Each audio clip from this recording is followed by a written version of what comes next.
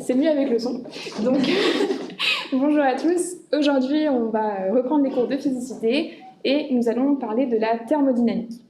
Tout d'abord, je vais essayer d'introduire rapidement qu'est-ce que cette nouvelle notion de thermodynamique et ensuite, nous rebalayerons ensuite les principaux points du programme de terminale et des IFO. Alors, qu'est-ce que c'est que la thermodynamique? Il faut savoir que c'est un champ de la physique qui peut se comparer à la physique quantique ou à la mécanique. C'est un grand champ de la physique. Il est assez distinct de la mécanique ou de ce que vous avez pu faire déjà précédemment dans votre vie en physique.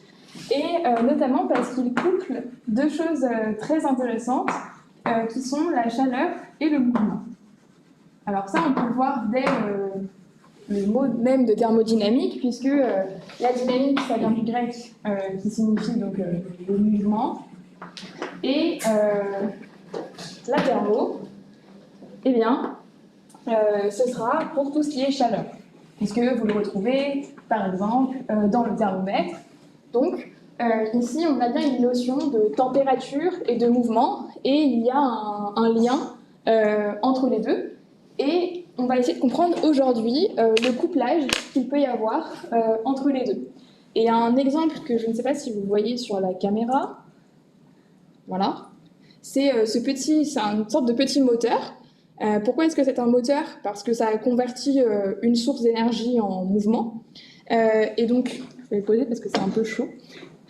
Donc justement, aujourd'hui, on a de la chaleur, puisque sous ce moteur, on a placé un verre avec de l'eau chaude.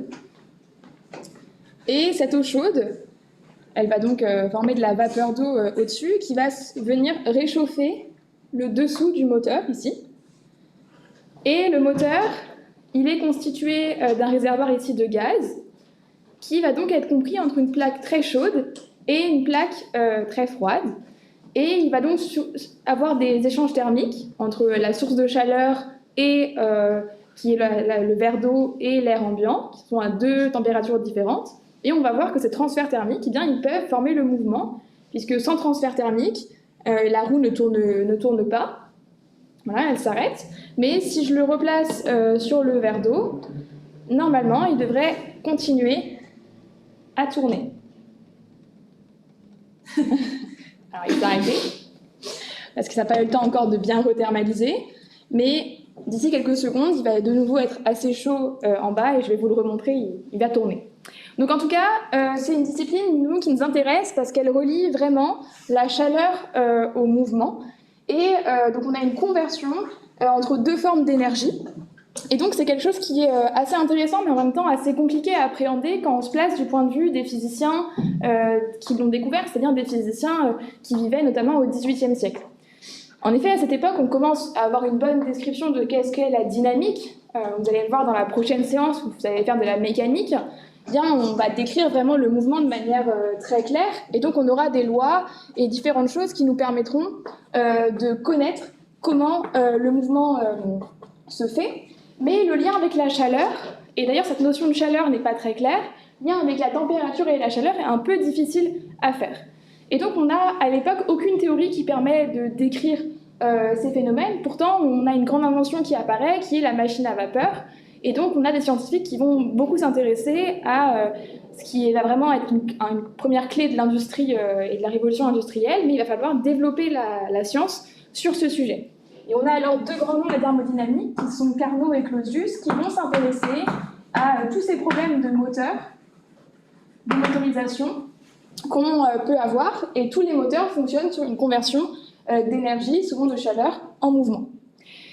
Et aujourd'hui, d'ailleurs, c'est comme ça que ça fonctionne, par exemple, nos pompes à chaleur, nos réfrigérateurs, nos moteurs thermiques qui existent dans les voitures, par exemple. Et donc, cette description macroscopique, elle apparaît assez tardivement dans la science, en tout cas après la mécanique. Néanmoins, on a une transformation ici un petit peu mystérieuse de chaleur à mouvement, et on manque d'une description de ce qui se passe réellement au niveau microscopique. C'est-à-dire qu'on comprend bien pourquoi est-ce que quand je chauffe, je fais des transferts thermiques à grande échelle et donc j'ai du mouvement.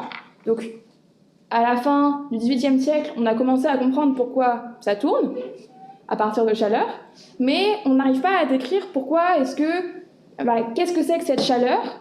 Pourquoi est-ce qu'on a de la chaleur ici? Comment le décrire au niveau microscopique? Et comment le lier entre guillemets, aux lois de Newton, aux forces qui pourraient exprimer le mouvement. Donc c'est de ça qu'on manque, et on va avoir besoin d'un apport supplémentaire de la physique, qui est ce qu'on appelle la physique statistique, qui est une autre branche de la physique, qui est très importante également, qui, elle, s'attache à décrire ce qui se passe sur une assemblée, par exemple, de particules, sur un système composé d'une assemblée de particules, donc par exemple un gaz avec plein de particules, et qui essaye de décrire la matière d'un point de vue des statistiques. Et on va un petit peu gratter cette idée-là aujourd'hui pour commencer ensemble, pour comprendre pourquoi est-ce qu'on a besoin de ce type de description, pour comprendre comment les transferts de chaleur se font. Et donc ça va être notre porte d'entrée dans la thermodynamique aujourd'hui. En effet, en thermodynamique, on va étudier différentes choses. Et par exemple, dans mon petit moteur que je remontre ici, qu'est-ce qui fait fonctionner réellement le système? Eh bien, c'est l'air, le gaz, qui est compris dans le piston ici et dans le réceptacle en dessous. Et donc, le système qu'on regarde, c'est vraiment le gaz. Sauf que le gaz, c'est un petit peu difficile à décrire parce qu'on a vraiment plein de particules. Un autre exemple qu'on pourrait regarder, c'est si je vous demande simplement d'étudier un verre d'eau. Un verre d'eau, il y a énormément de particules à l'intérieur, et si je veux savoir comment le décrire, c'est pas forcément très évident.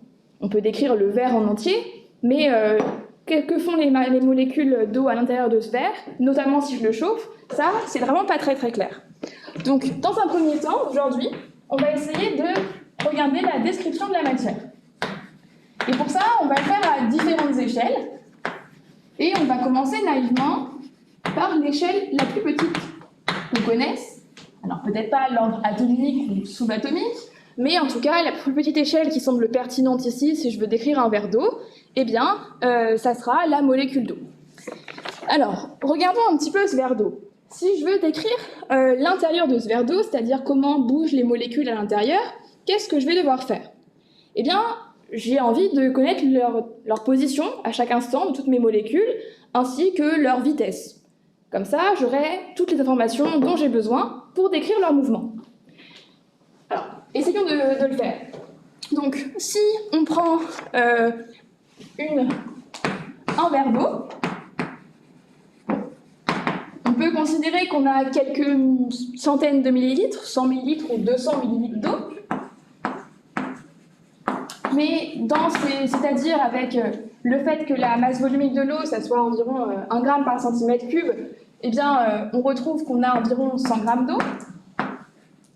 Donc, je suis en train de faire ce qu'on appelle en physique faire des ordres de grandeur. C'est-à-dire qu'effectivement, il n'y a pas 100 millilitres d'eau dans mon verre, mais en ordre de grandeur, on est entre 100 et 200, 50, on ne sait pas. Mais en tout cas, on est de l'ordre de plusieurs centaines de millilitres. Donc, on a un verre d'eau, donc 100 grammes d'eau. Et maintenant, si on veut se ramener au nombre de molécules, on doit passer à la fois par la masse molaire et à la fois par le nombre d'Avogadro. Et donc, on doit trouver le nombre de moles qu'on a ici. Donc, la masse molaire de l'eau, c'est environ 18. Donc, pareil, en ordre de grandeur, on va dire que 100 divisé par 18, ça fait environ 5 moles. Pas rigoureusement exact, mais on a l'idée. Donc là, on est passé par la masse volumique. Ici, on est passé par la masse molaire. Et enfin, si on veut un nombre de molécules, on va utiliser le nombre d'Avogadro. Et donc, on va trouver 5 fois 6 fois 10 puissance 23.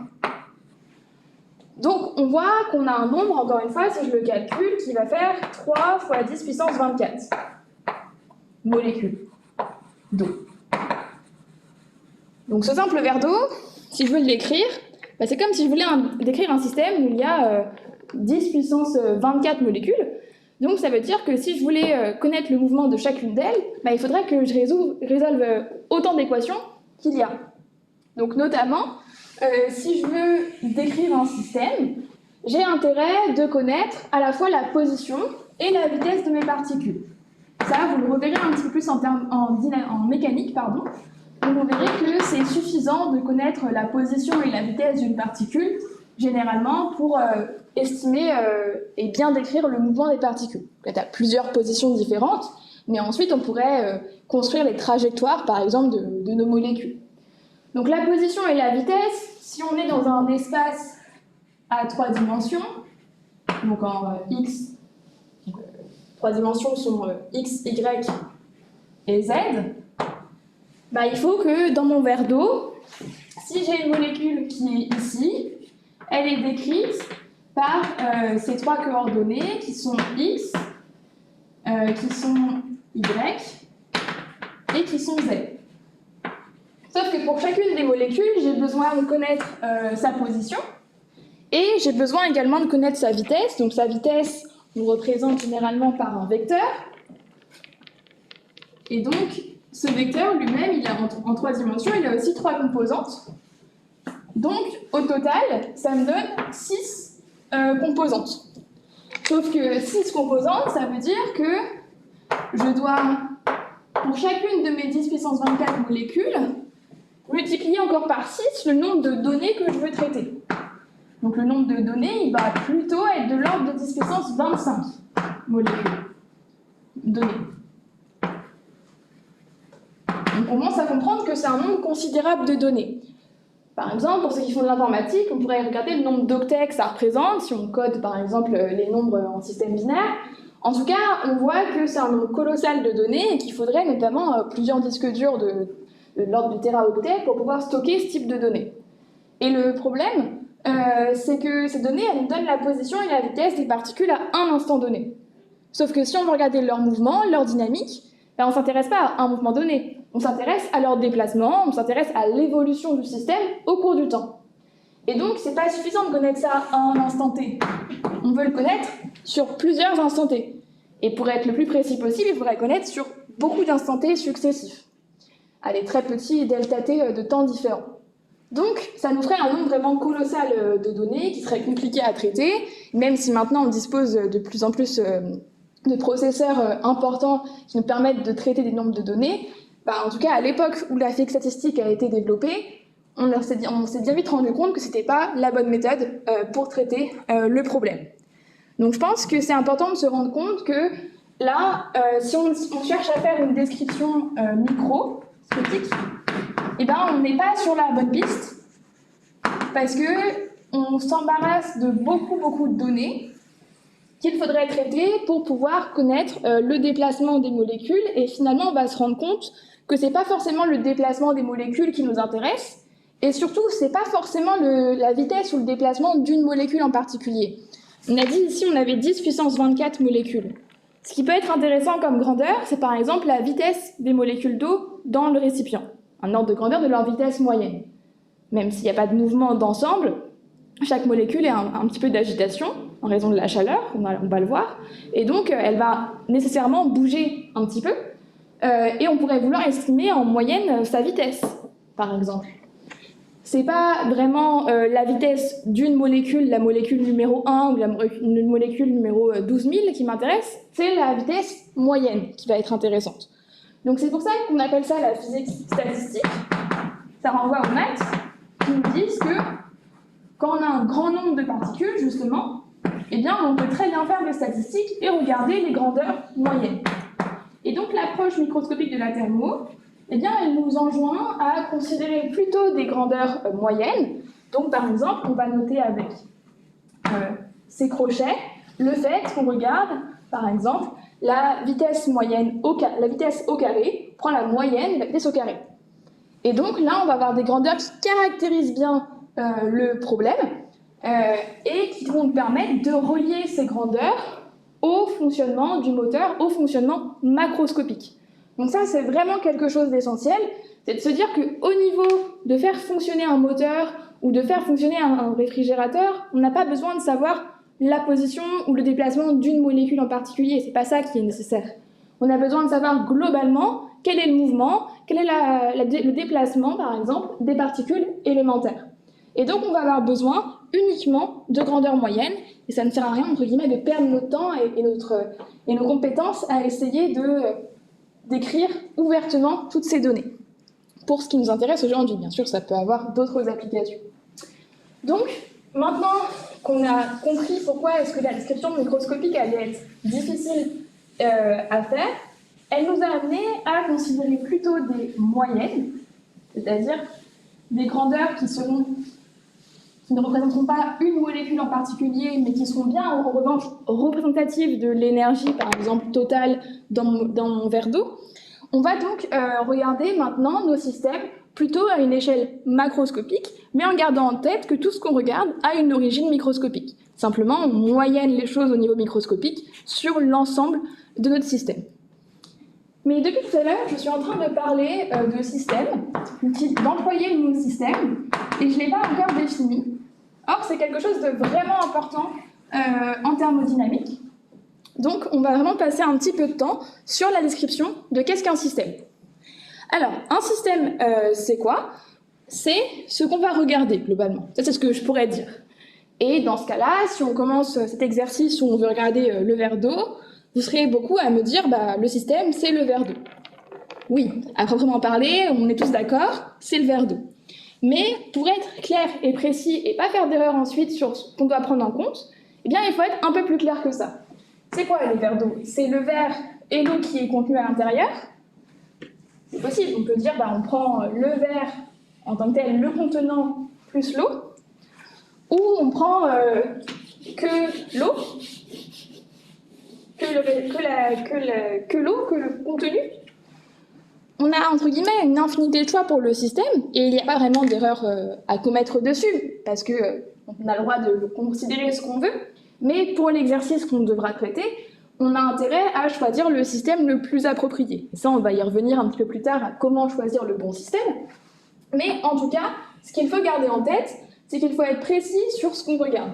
Donc, on va toujours commencer nos exercices en définissant le système et de manière précise. Donc, par exemple, on peut définir le système comme étant le contenu du verre d'eau. C'est-à-dire uniquement les molécules d'eau qui sont dans le verre et pas l'extérieur. Et le fait de choisir un système, ça suppose de choisir aussi une frontière. Puisque si on a choisi un système, c'est qu'on a vraiment délimité ce système. Alors soit il y a une frontière qui existe déjà, dans le sens ici, sur les côtés du verre d'eau, on a déjà les parois du verre d'eau qui forment une frontière, on va dire, naturelle, mais parfois, ce n'est pas forcément le cas. Donc parfois, c'est à nous de construire notre frontière dans notre simple esprit, sans qu'elle existe véritablement, pour pouvoir décrire le système. Par exemple, à la surface, alors il y a une interface entre l'air et l'eau, pas vraiment de frontière à proprement parler, c'est à nous de dire que la frontière, elle est posée ici. Et donc également au niveau des parois du verre d'eau, ici. Quand on a défini cette frontière et ce système, de fait, il reste ce qu'il se passe à l'extérieur. Et c'est pas parce que c'est à l'extérieur que c'est plus intéressant pour nous. En effet, ça reste tout de même intéressant puisque ce qu'on a vu en thermodynamique, c'est qu'il va y avoir des échanges. Et que ces échanges vont être à la source de pas mal de choses, notamment parce que, par exemple, quand j'ai placé mon verre d'eau et que j'ai placé le moteur, ici, dessus, eh bien, il n'y a pas d'eau qui passe d'ici à ici, mais il y a de la chaleur. Donc, il y a un transfert. Donc, même si ma frontière, ça serait le dessous ici de mon moteur, eh bien, l'extérieur vert va quand même être intéressant à considérer, et réciproquement. Donc l'extérieur, c'est pas simplement juste ce qu'on néglige, ce qui est loin de nous, c'est ce avec quoi on va interagir. Et on a une dernière définition qui est intéressante, qui est le fait que l'ensemble ici de système plus extérieur, ça va être défini comme l'univers. Donc on a ici ces principales définitions. Ensuite, une fois qu'on a fait ça, comme je l'ai dit, il y a les différents transferts qu'il va falloir représenter. Donc les transferts, on va les représenter par des flèches, des doubles flèches, puisqu'elles vont toujours aller éventuellement dans les deux sens, puisque en quelque sorte, si quelque chose de l'extérieur vient vers le système, ça veut dire que quelque chose à l'extérieur est perdu et ici est gagné. Donc ici, on a des transferts. Et ces transferts peuvent être de deux principales natures, ici en thermodynamique. Soit on a des transferts de matière, donc ça signifie qu'on va pouvoir échanger de la matière, ou bien simplement d'énergie. Alors pour vous donner un exemple, par exemple, si je prends un verre d'eau et une bouteille et que je verse de l'eau dans le verre, là j'ai un transfert de matière. Tout le monde est d'accord avec ça. Par contre, si j'étudie uniquement cette gourde qui est, on peut imaginer, isotherme, eh bien, dans ce cas-là, on n'aura pas de transfert d'énergie. Ou en tout cas, c'est sûr que comme elle est fermée, on n'a pas de transfert de matière. Donc, il y a bien deux types de transferts à identifier. Ici, le verre d'eau, on peut lui rajouter de l'eau, donc on peut lui rajouter de la matière, donc il peut avoir des transferts de matière. Et puis, comme il n'est pas isotherme, il peut aussi avoir des transferts d'énergie. Au contraire, la bouteille, si elle n'était pas isotherme, il n'y aurait au moins pas de transfert de matière parce qu'elle est fermée. Et si en plus on rajoute qu'elle est isotherme, et bien dans ce cas, on n'a non plus pas de transfert d'énergie. Et donc, en utilisant simplement ces deux notions de transfert, on peut caractériser un peu plus précisément les systèmes et définir et être encore plus précis dans nos appellations. Donc un système, on va dire, qui va pouvoir être isolé. Qu'est-ce que ça veut dire qu'il est isolé? Ça veut dire que le système n'échange ni chaleur, donc ni énergie, ni matière. Donc isolé, c'est dans le nom, il est vraiment tout seul, donc il n'y a pas d'échange de matière et pas d'échange d'énergie. Ni l'un ni l'autre, donc c'est l'hypothèse par exemple de la bouteille thermos, la bouteille isotherme. On a un autre type de système, au contraire, qui est le système ouvert. Alors lui, c'est au contraire, lui, il accueille aussi bien la matière que l'énergie. Donc ça, c'est le verre d'eau laissé à l'air libre. Donc on peut lui rajouter de l'eau et on peut lui rajouter de l'énergie. Il est ouvert à tout. Et le dernier type de système, c'est un système qui serait intermédiaire, ce qu'on appelle généralement un système fermé. Fermé signifiant que la bouteille est bouchée, ou je bouche le verre d'eau. Et donc, dans ce cas-là, eh bien, on peut dire qu'il est possible d'échanger avec lui de l'énergie, parce qu'on n'a pas mis d'isolation comme dans une bouteille isotherme, une bouteille thermos, mais par contre, on ne peut pas échanger de matière. La quantité de matière qui est présente à l'instant initial, elle sera également présente à l'instant final, puisqu'on ne pourra pas lui rajouter ni lui enlever de matière. Ce sera en revanche pas vrai pour l'énergie. Dans tout ce que je viens de dire ici, il y a quand même quelque chose à prendre en compte, c'est que tout ce qu'on définit, c'est des hypothèses, c'est un modèle, et on est en physique.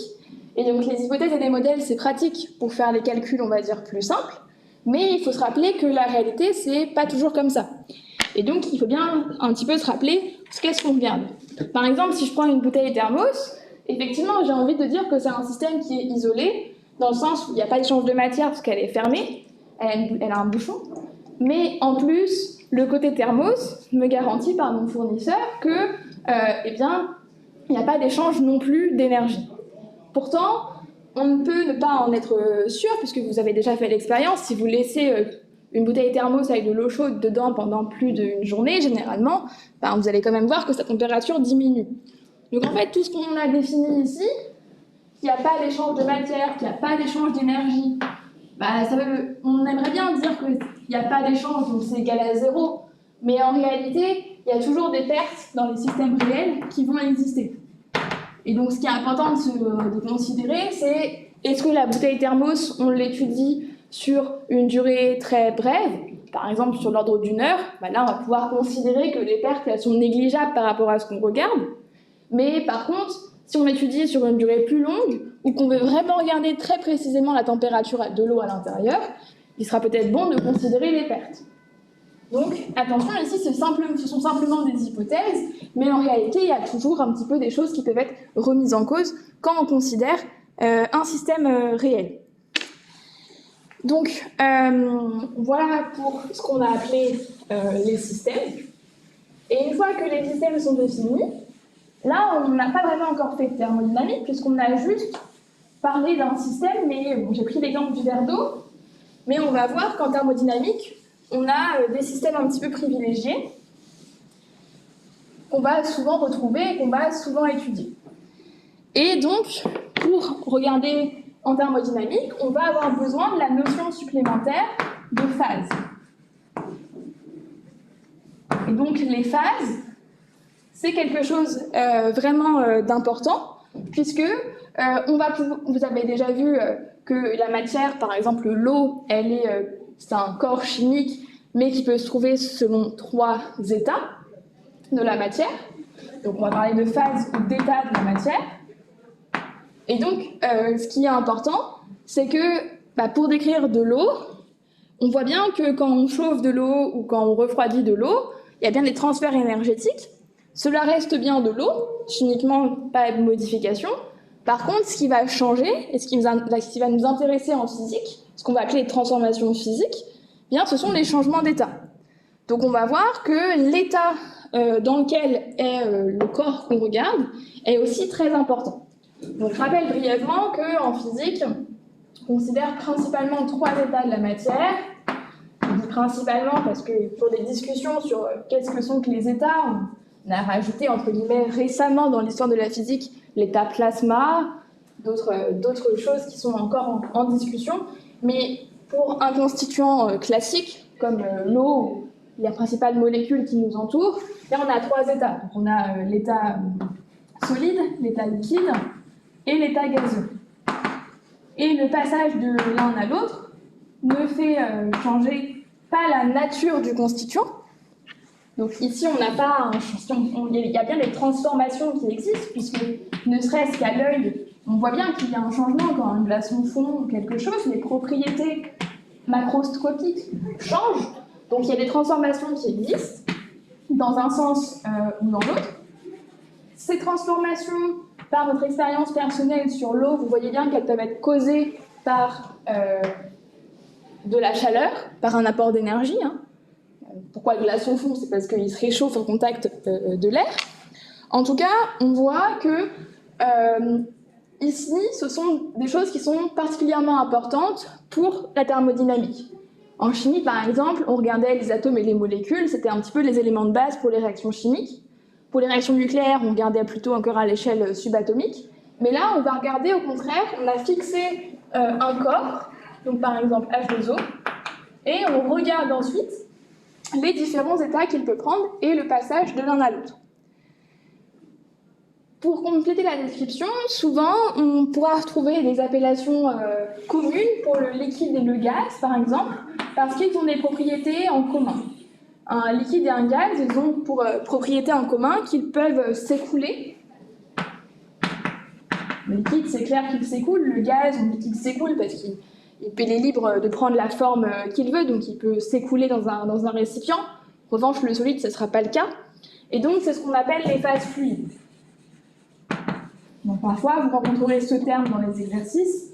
Ça voudrait dire qu'on considère soit un liquide, soit un gaz. De l'autre côté, si on considère le solide et le liquide, ils ont aussi une propriété en commun. La propriété en commun du solide et du liquide, c'est qu'ils n'ont pas de variation de masse volumique au cours du temps ou au cours d'une compression.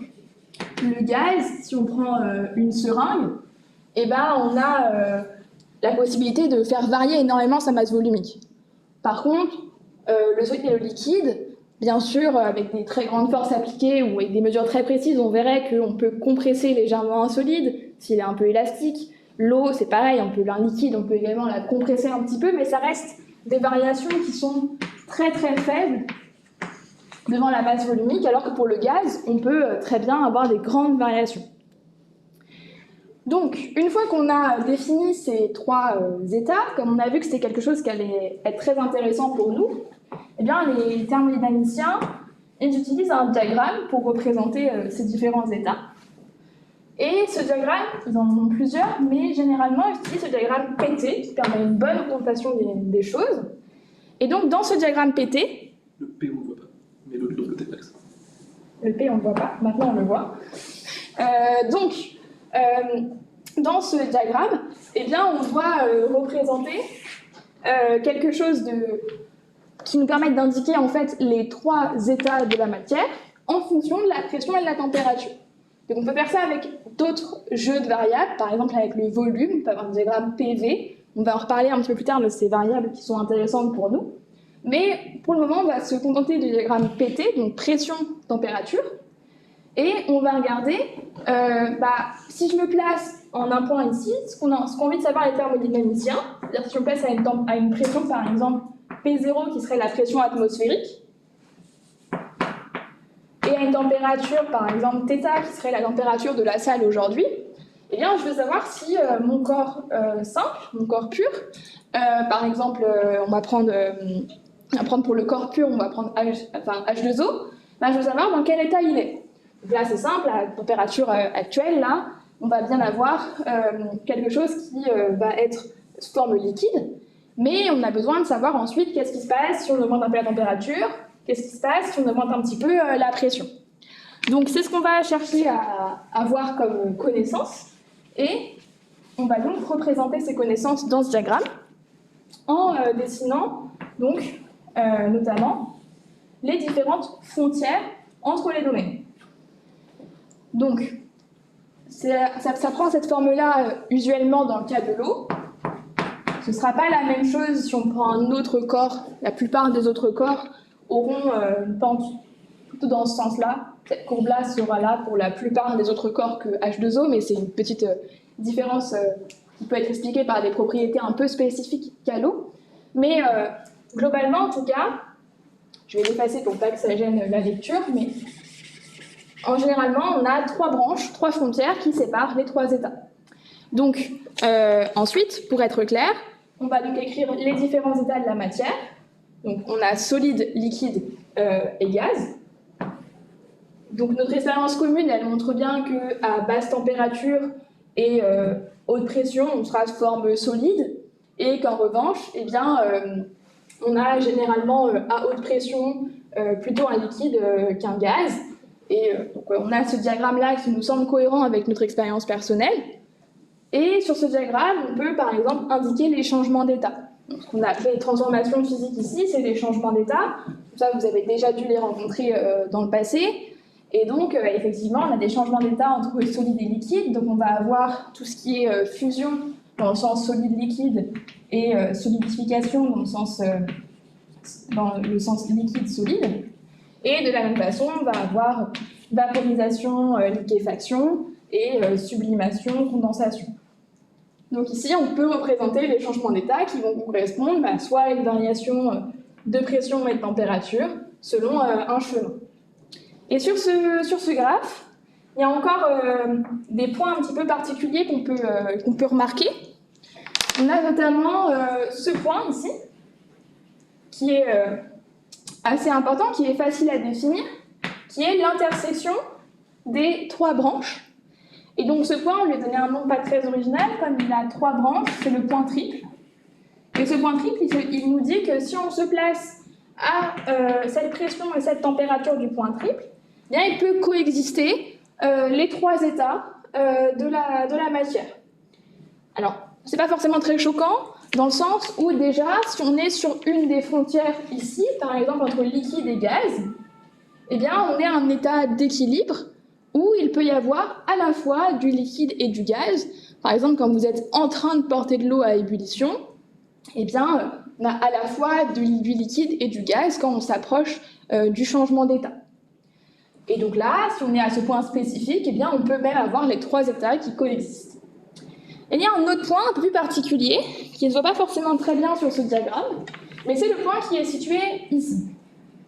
Parce qu'en réalité, les courbes que j'ai représentées ici, cette courbe-là, on peut la poursuivre quasiment vers l'infini. Par contre, cette courbe-là, la courbe entre le liquide et le gaz, elle s'arrête très clairement à un point, c'est-à-dire qu'au-delà, il n'y a plus de courbe. Donc ça, c'est ce qu'on va appeler le point critique, puisque au-delà de ce point, eh bien, la frontière qu'on pouvait, par exemple, supposer entre liquide et gaz, elle n'existe plus. Et d'ailleurs, on ne parle plus vraiment de liquide ni de gaz au-dessus de cette frontière, et on va plutôt utiliser la dénomination de fluide supercritique pour désigner ce qui se passe dans cette zone.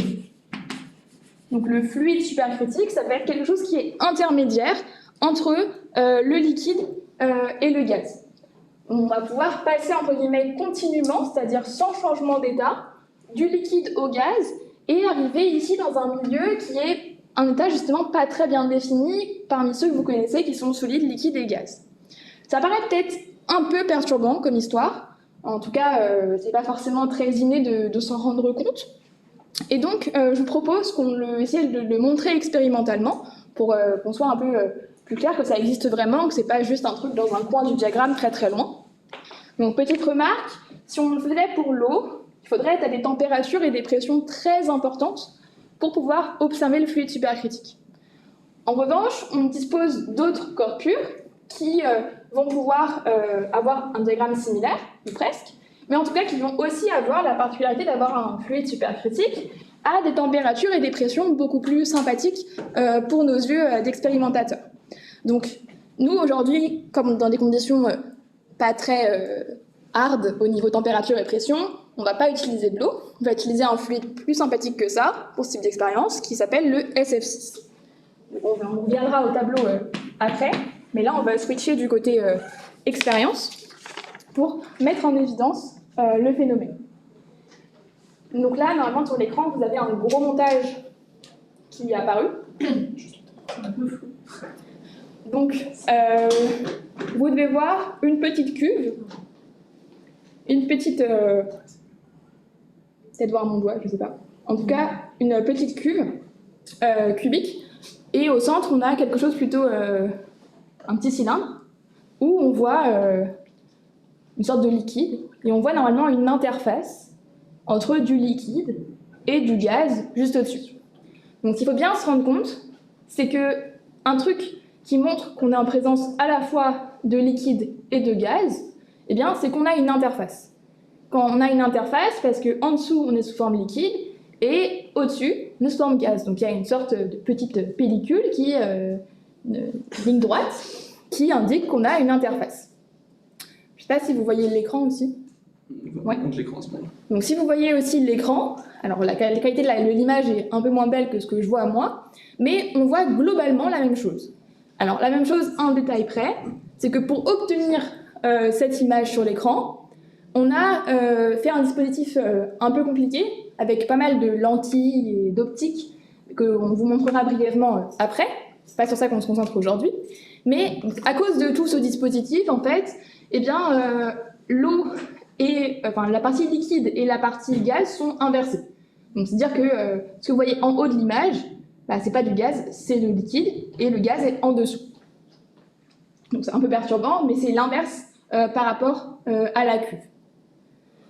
Ok ? Donc, qu'est-ce qu'on va faire dans cette expérience ? Eh bien, on va essayer de se rapprocher du point critique pour voir qu'est-ce qu'il se passe. Donc, en fait, comment est-ce qu'on se rapproche du point critique ? Eh bien, on va faire varier la température, puisque le dispositif est calibré pour qu'en faisant varier la température, on grimpe sur la courbe que j'avais tracée tout à l'heure, et qu'on arrive à un moment où, normalement, on devrait voir apparaître ce fluide supercritique. Donc, ça nécessite de chauffer un petit peu. Donc, on a un dispositif expérimental avec un sèche-cheveux qui va faire un peu de bruit quand je vais le mettre en route. Mais il faut qu'on chauffe un petit peu. Ici, la cuve à l'intérieur, elle est à 30 degrés. Or, ça devrait plutôt se passer vers 45 degrés. Donc, on va chauffer un petit peu. Ça va faire un peu de bruit. Je pense que je ne peux pas trop parler en même temps. On va voir. En tout cas, ça va faire un peu de bruit.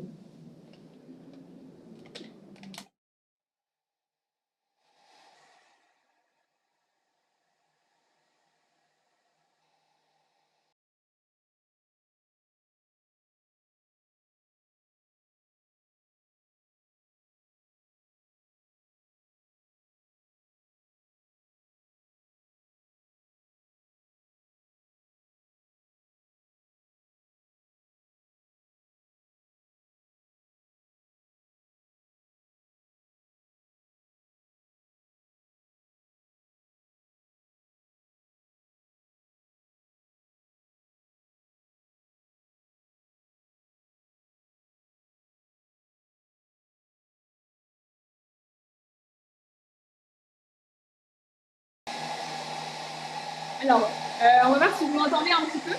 Mais là, on est en train de chauffer. Donc, ce qu'on voit, c'est que ça devient un petit peu turbulent, dans le sens où c'est comme quand vous avez une casserole qui bout au niveau de ce qu'il y a dans le liquide, donc au niveau de ce qui est en haut ou en bas dans la cuve. On voit que ça s'ajoute un petit peu, tout simplement comme votre casserole d'eau qui chauffe, par exemple. Et au-dessus ou en dessous, vous voyez une sorte de filament. Alors ça, c'est vraiment pas grand-chose de grave.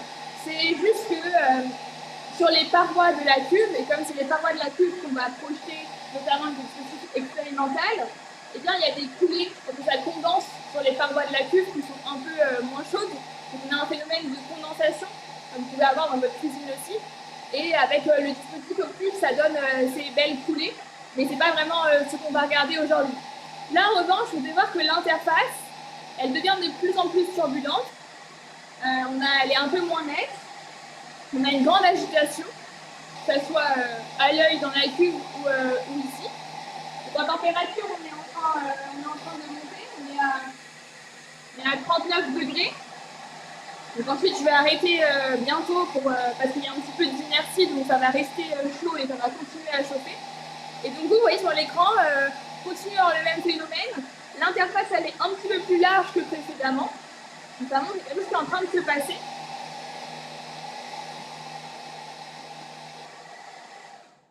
Donc là, maintenant, ça va être plus calme parce que j'ai arrêté le sèche-cheveux. Donc on n'est pas encore tout à fait à la température critique, mais on voit que là, l'interface, elle devient plus très lisible. Elle est une belle ligne. Il y a beaucoup d'agitation. On le voit à la fois, ça devient un peu blanc, un peu trouble en tout cas, plus du tout très net. À l'intérieur de la cuve, si vous le voyez sur votre écran, sur la cuve filmée en direct, pas très très net. Et là, on voit que sur l'image, c'est en train de faire une seule phase. On n'a plus une distinction entre liquide et gaz vraiment, on la distingue encore légèrement, mais on voit qu'on est en train d'avoir quelque chose de plus homogène, avec beaucoup d'agitation. Mais voilà, dans la cuve, là, on ne voit plus du tout l'interface entre un liquide et un gaz, ce qui signifie qu'on est en train de former une seule phase. Et ce que vous voyez donc à l'écran, là, c'est un fluide supercritique.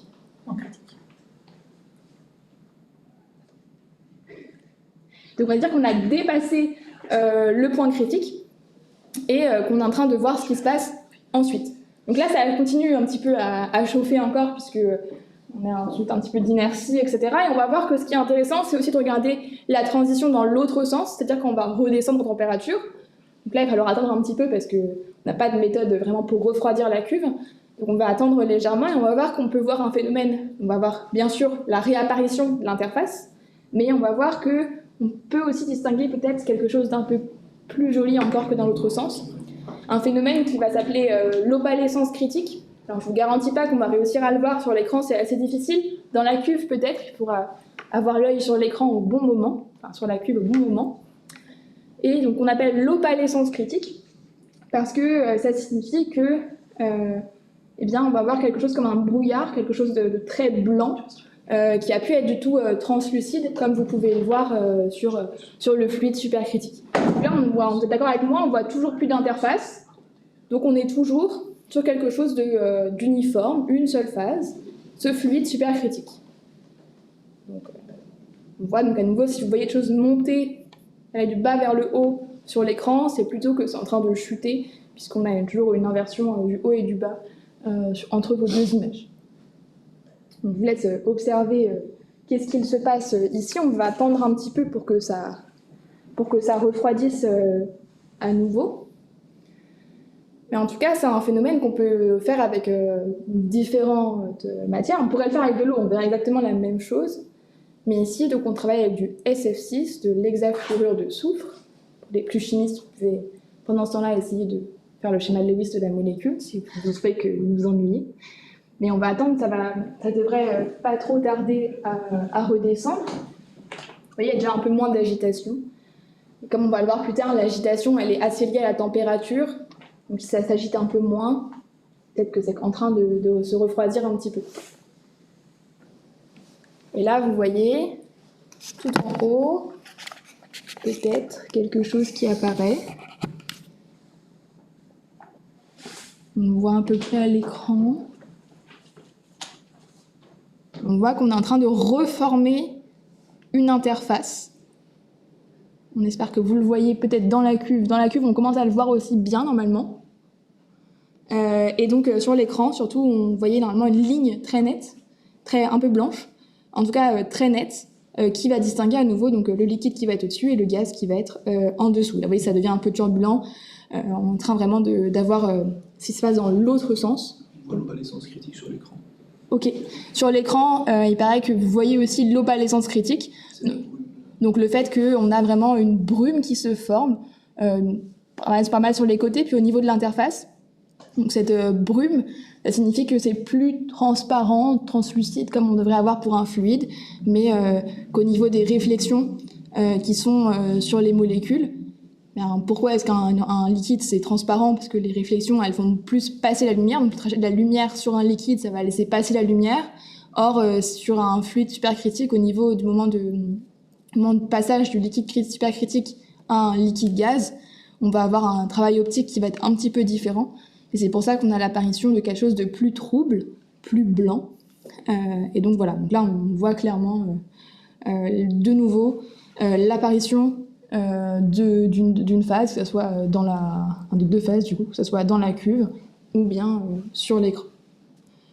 Donc là, voilà, on a passé le premier moment où on est passé donc d'un mélange liquide-gaz à un fluide supercritique, et là on vient de redescendre dans l'autre sens.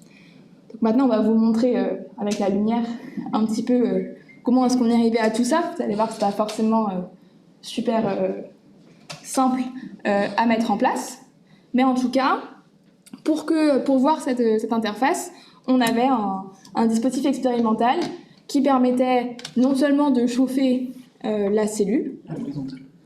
Donc maintenant vous devriez voir à la lumière du jour qu'est-ce qui se passe. Donc on a d'abord tout un gros dispositif. L'élément central c'est cette cuve, c'est la cuve que vous regardez tout à l'heure, dans laquelle on a le SF6. Et ici sur le côté vous aviez deux tuyaux qui permettaient d'avoir un transfert d'énergie et donc de chauffer avec le sèche-cheveux ici à l'intérieur, on faisait rentrer un flux de chaleur. Comme le système il n'était pas isolé, bien, il pouvait recevoir un flux de chaleur, il pouvait chauffer. En revanche, il était fermé, donc on n'avait pas de dégagement de SF6. Mais en tout cas, il pouvait être chauffé. On avait un thermomètre qui nous indiquait la température. Vous pouvez voir que là, il est à 43 degrés. Or, la température critique était vers 45,5. Donc on est redescendu en dessous de la température critique. Donc on est bien de nouveau sur un équilibre avec deux phases.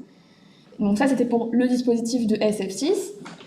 Et pour mieux voir la chose et pour le projeter sur l'écran notamment, on a besoin de l'éclairer pour pouvoir faire passer la lumière à l'intérieur, notamment pour voir aussi l'opalescence critique apparaître avec la transmission. Et donc on avait cette grosse lampe, c'est juste une grosse boîte, mais c'est une grosse lampe LED comme vous pouvez avoir chez vous dans vos lampadaires, voilà, les lampes LED que vous avez dans vos sapins à Noël par exemple. Là c'est juste le gros modèle. Et ensuite on avait, comme ça vous referez un petit peu d'optique dans quelques semaines, mais on a un dispositif qui nous permet d'avoir un diaphragme, donc qui nous permet, comme dans les yeux, notre pupille qui se dilate ou non, avec l'iris, vous verrez un petit peu le modèle de l'œil en optique, et bien pour avoir un faisceau, parce que sinon c'est très très large comme lampe, on a besoin de réduire la taille pour que ça arrive bien dans notre cuve, et ensuite on a un dispositif qui permet de focaliser justement le faisceau à l'intérieur de la cuve, et un dispositif qui permet de projeter une image nette sur l'écran. Et en plus, on a cet petit appareil supplémentaire qui a un outil de filtrage qui va permettre de mettre en évidence l'interface, d'enlever un petit peu le bruit qu'on aurait à l'extérieur si on n'avait pas cet élément-là. On peut essayer de voir ce que ça ferait. Je le décale.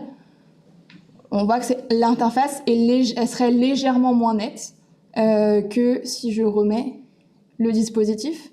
Ça coupe en fait le passage de certaines ondes. Hop. Et donc on a une visualisation plus claire des différences et donc de l'interface.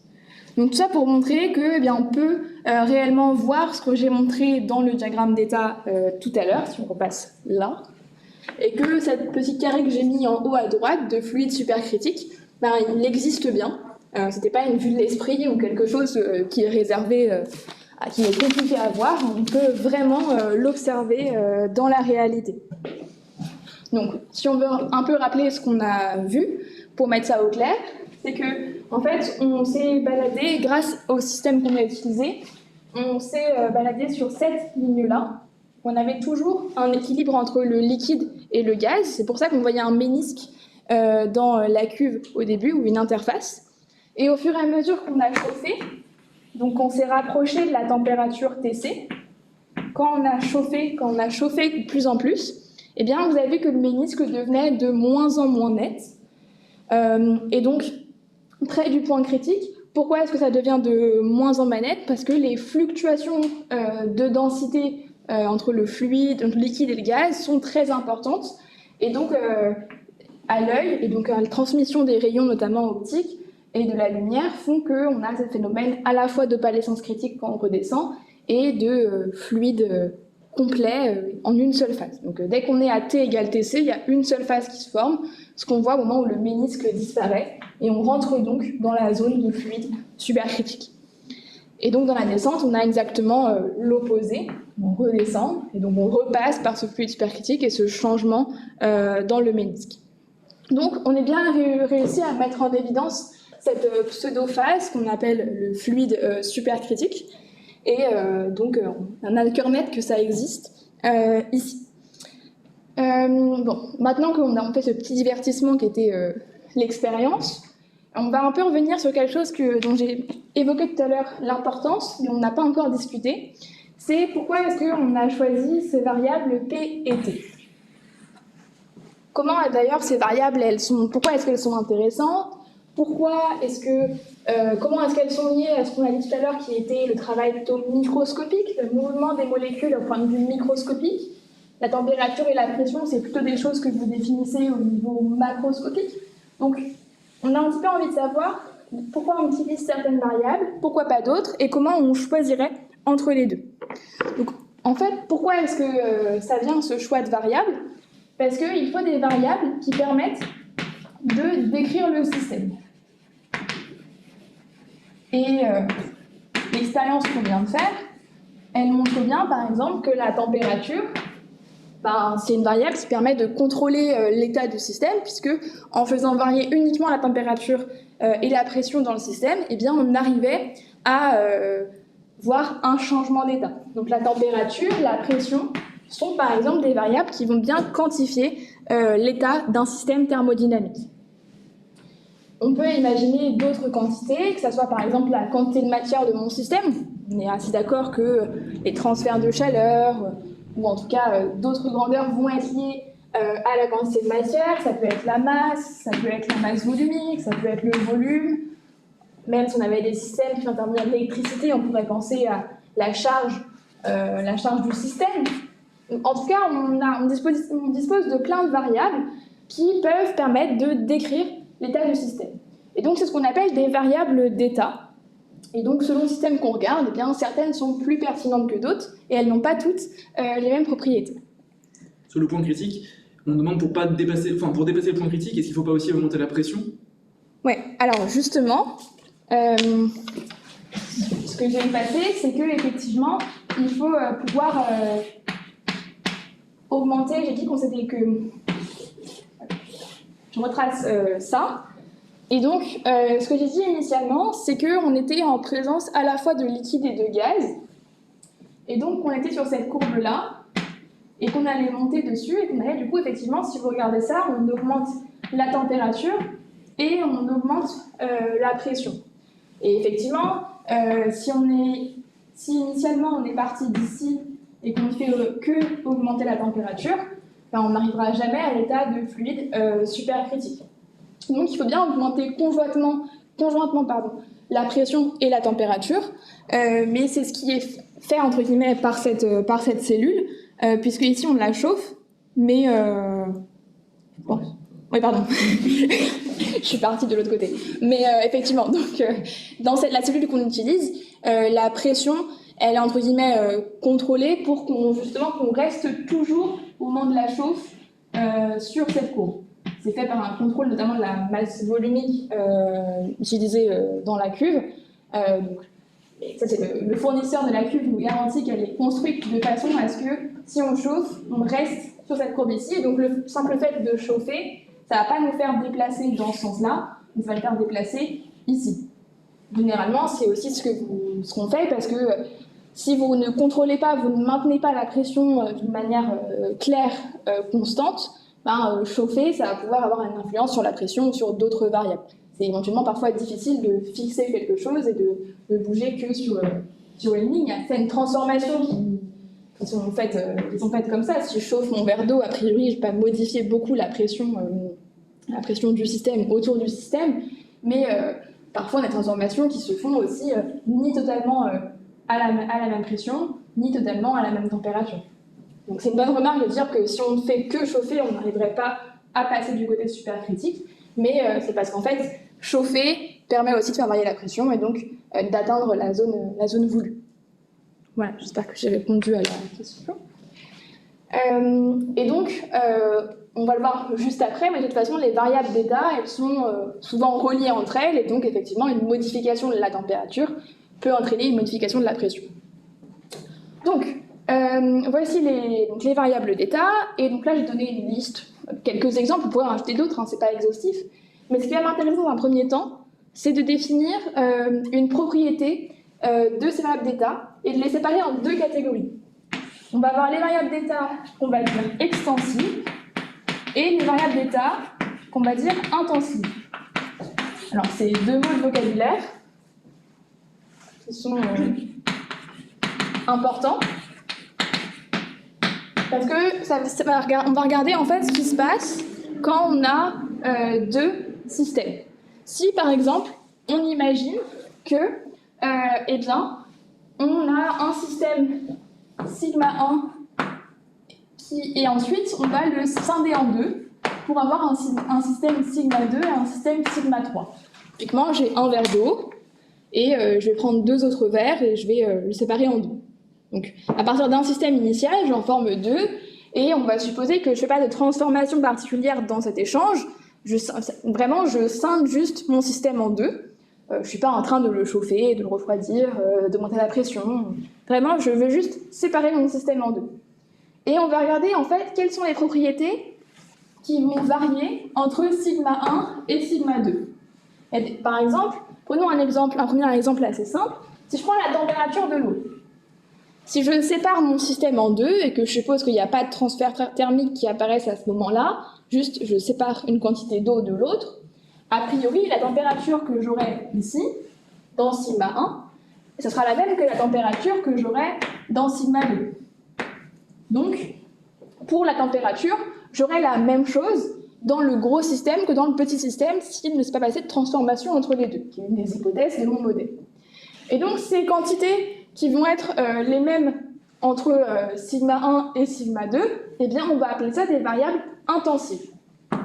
Donc ça veut dire que la quantité que je vais noter θ, par exemple, θ dans sigma 1, eh bien, elle est égale à θ dans sigma 2, et elle est aussi égale à θ dans sigma 3.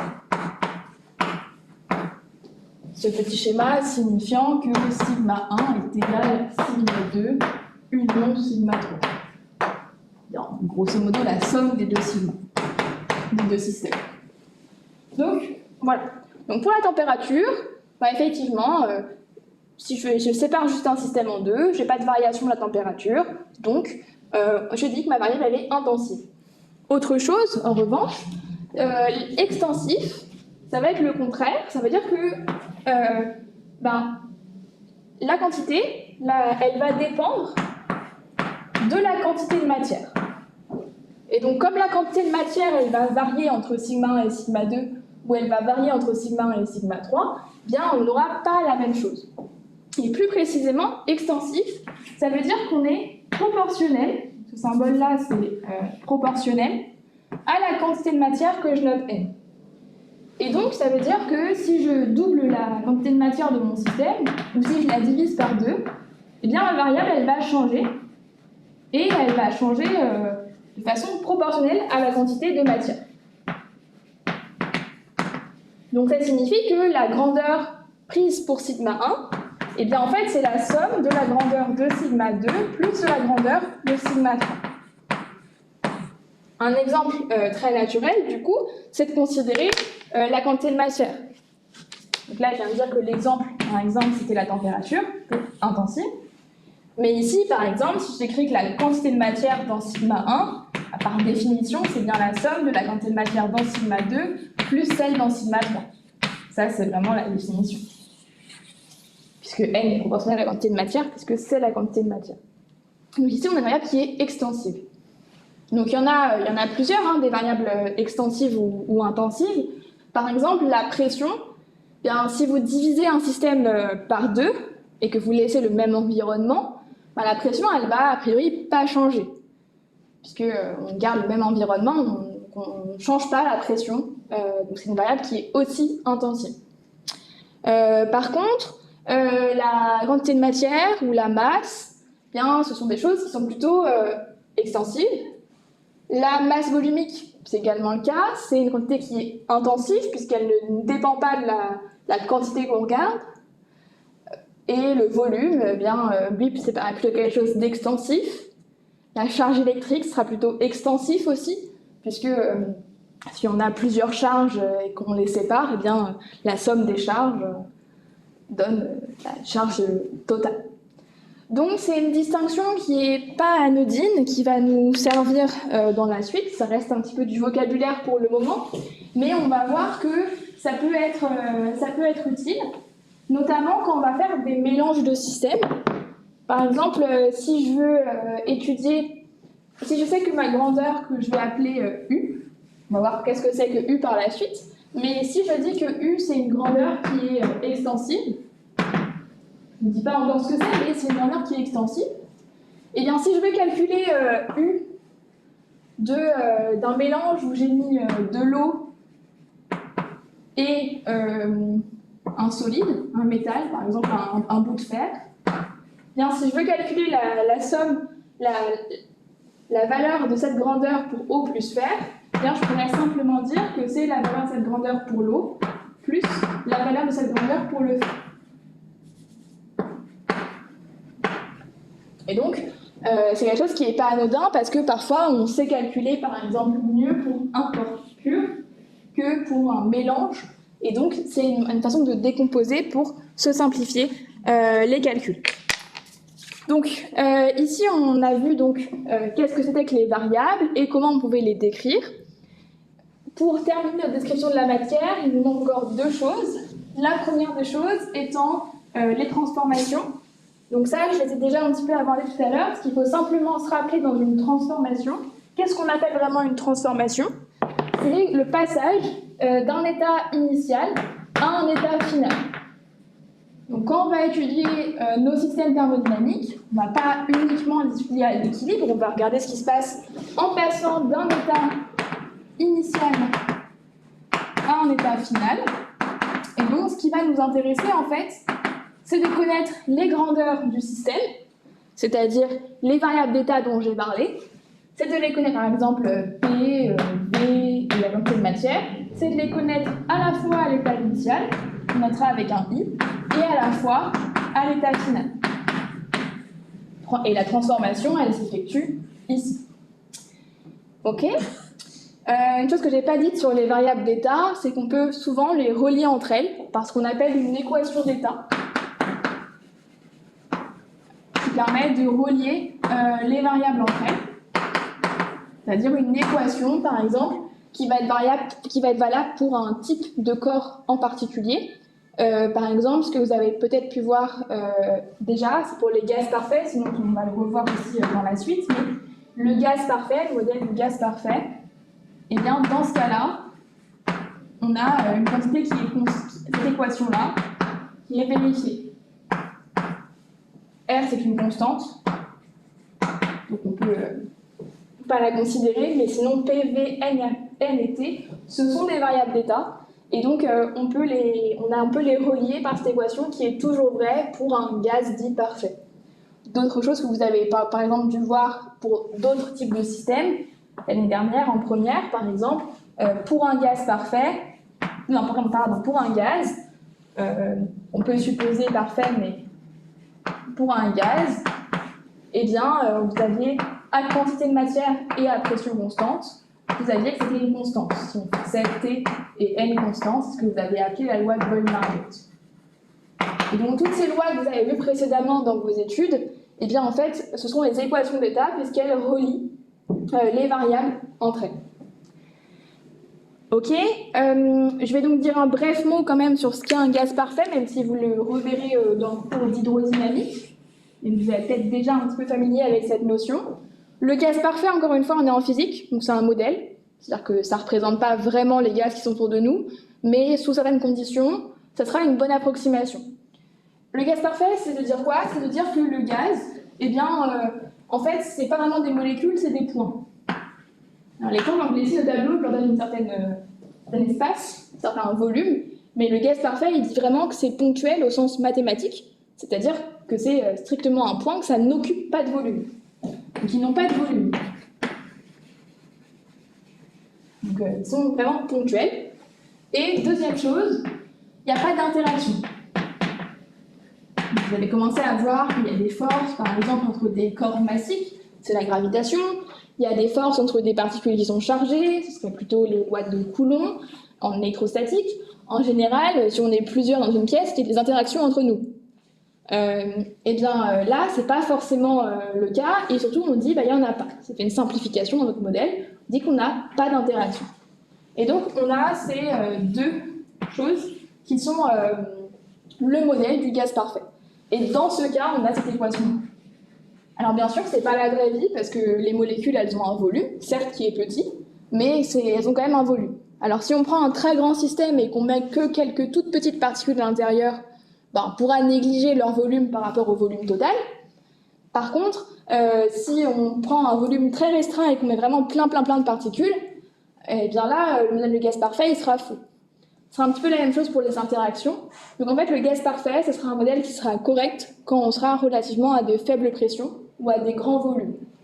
Donc ça, c'est un modèle qui correspond à la limite où la pression elle tend presque vers zéro, ou ce volume tend presque vers l'infini.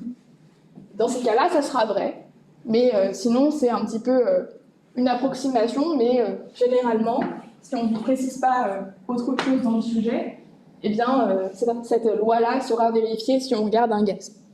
Mais il existe des corrections à cette loi que vous pourrez découvrir en exercice, notamment dans la fiche qui sera mise en ligne. On peut apporter des corrections à cette loi pour pouvoir décrire les gaz réels. C'est notamment le modèle de Van der Waals, par exemple, qui s'occupe de décrire ce phénomène.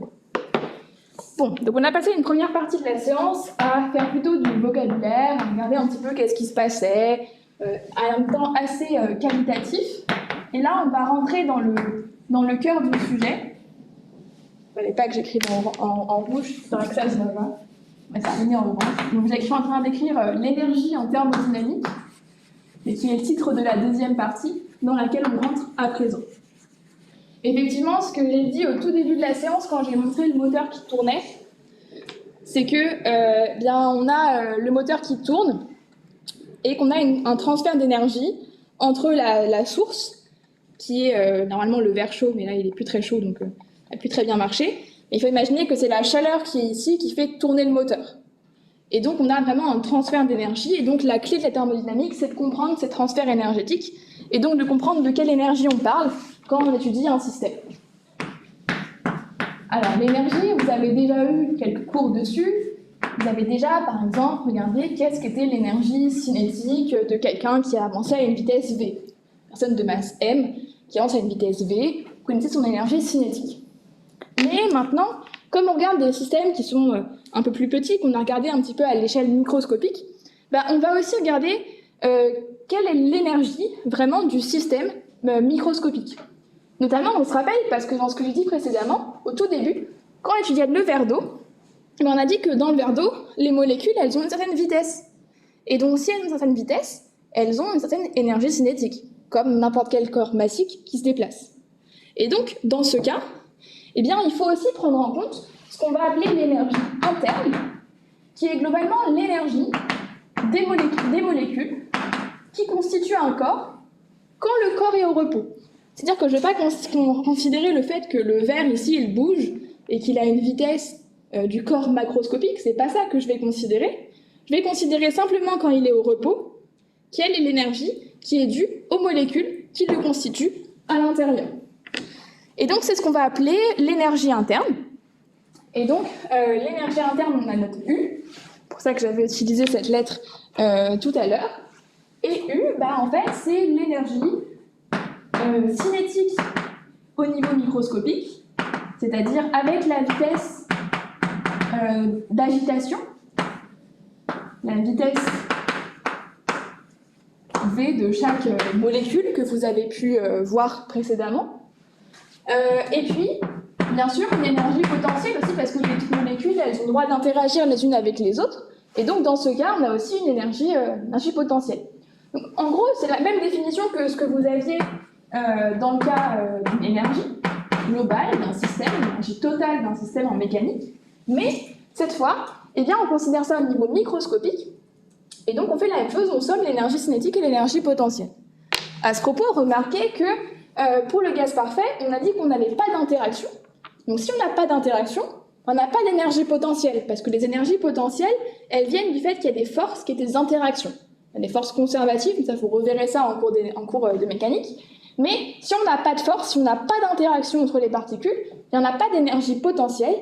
Donc le gaz parfait, dans le cas de simplification du gaz parfait, on n'a pas d'énergie potentielle. Et l'énergie cinétique microscopique, c'est l'énergie interne. Bon, en tout cas, on a cette relation-là, et l'énergie interne, c'est une grandeur essentielle pour comprendre la thermodynamique des systèmes. Et ce qui est en fait le plus important derrière tout ça, c'est qu'on ne va pas vous demander de connaître justement la vitesse de chacune des molécules d'eau à l'intérieur et de calculer l'énergie cinétique microscopique. Ça serait ce que vous feriez en mécanique. Ça serait trop compliqué et trop long à faire ici, comme on l'a vu en début de séance. Et donc, qu'est-ce qui est le postulat, le premier principe de la thermodynamique, c'est-à-dire le fondement de la thermodynamique? Justement, il va nous dire que U, on va pouvoir le définir comme une fonction des variables d'état. Et donc, ces variables d'état, c'est quoi? C'est par exemple la pression, le volume, la vitesse moyenne des particules, la température.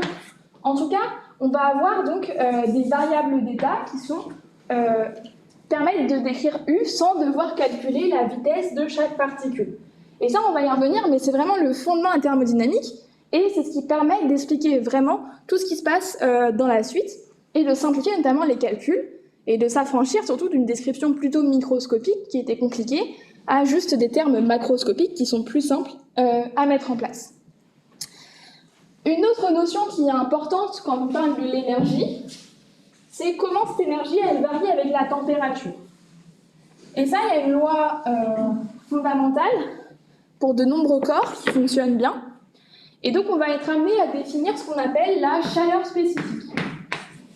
Donc là encore, c'est une définition pour le moment un peu abstraite, mais on va voir qu'elle a du sens plus tard.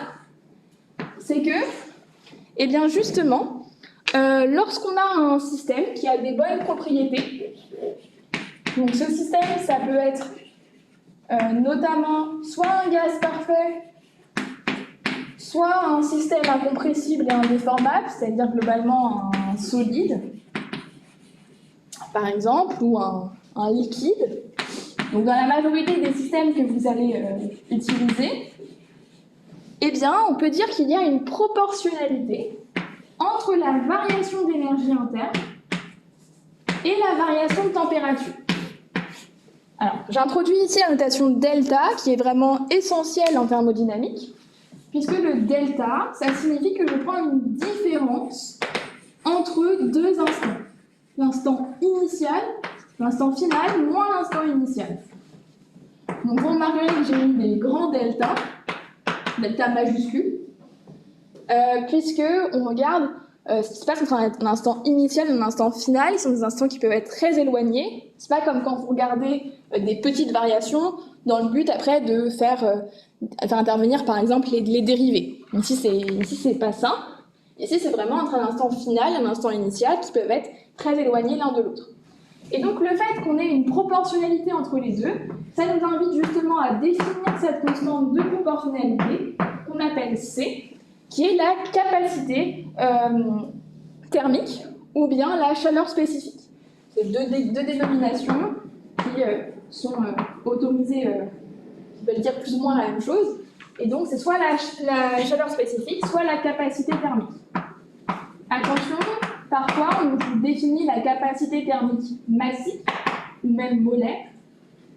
Dans ce cas-là, ça signifie qu'elle est par unité de masse ou par unité de mol. Donc, il faut donc prendre en compte la quantité de matière ou bien la masse du système, en utilisant par exemple que si je prends la capacité thermique massique, eh bien, c'est égal à la capacité thermique sur la masse du système.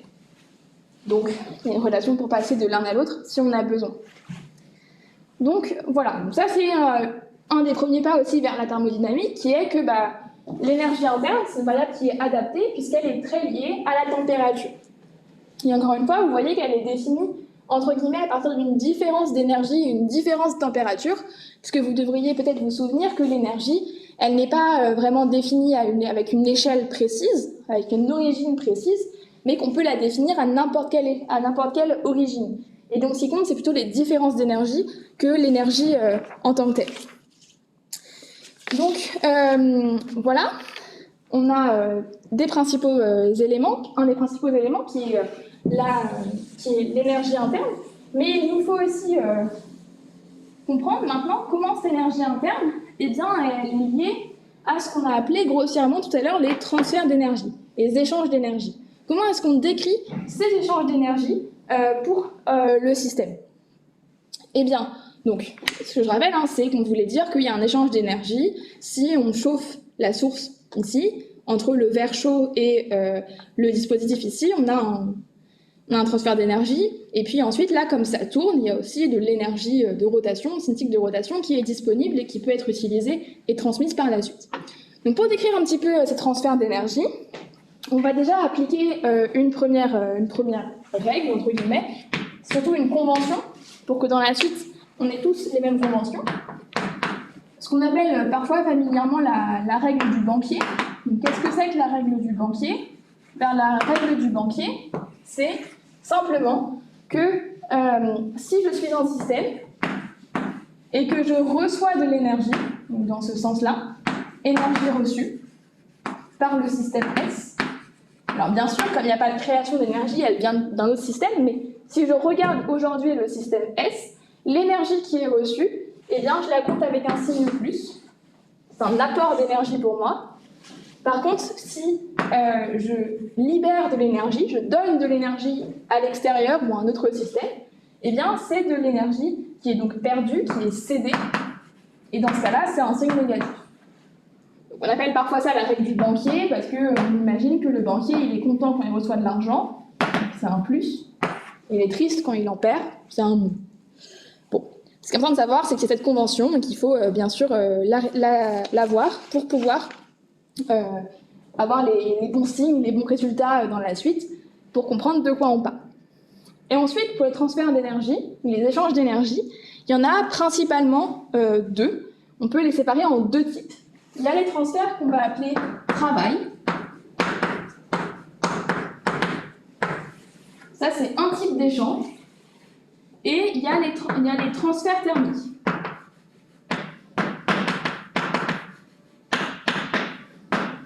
Transfert thermique.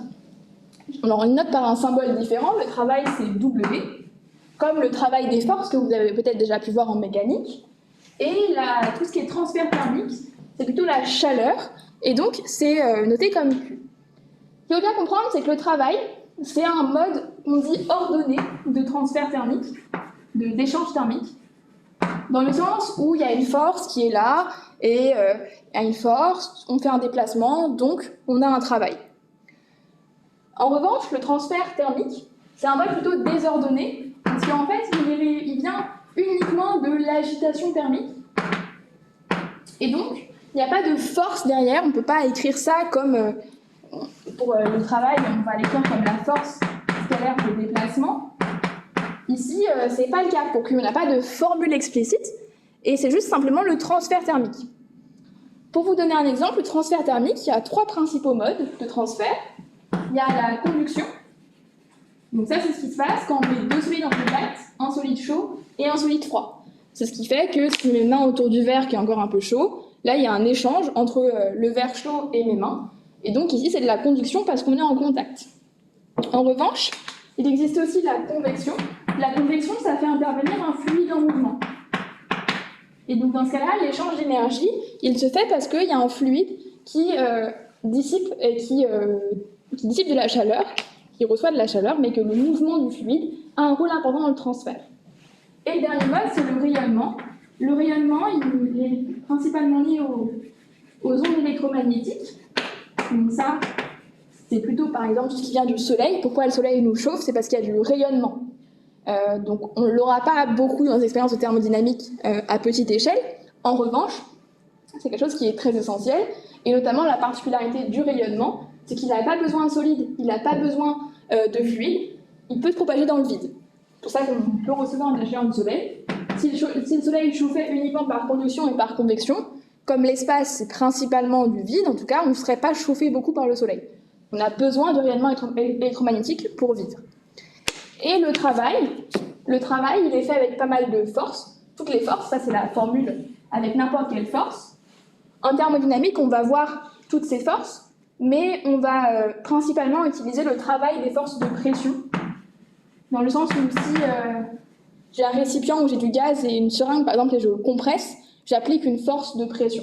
Donc ici, c'est un des modes de transfert d'échange thermique dans le travail.